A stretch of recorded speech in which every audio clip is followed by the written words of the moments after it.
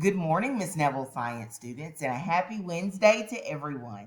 Let's talk about some changes you may have seen in your grade book yesterday, either on Power School or in your Schoology. So what we see here is some of you had a lot of your grades that had empty spaces replaced with 20s. 20s are redeemable. Miss Neville doesn't give zeros, so 20s are what I give instead of zero.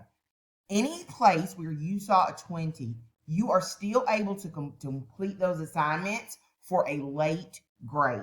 Okay? Make sure that you're completing those assignments, and I'm updating the grade book as you get those assignments done. I'm also still grading a lot of teacher graded assignments where you had to type in an answer. I have to look at that and grade it for right or wrong accuracy.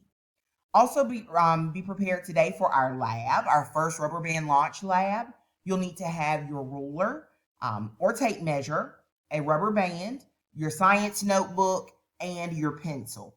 Feel free to pause the video as you will need to draw this chart, this table, and have it ready in your notes to write down how far your rubber band goes. Record your launches.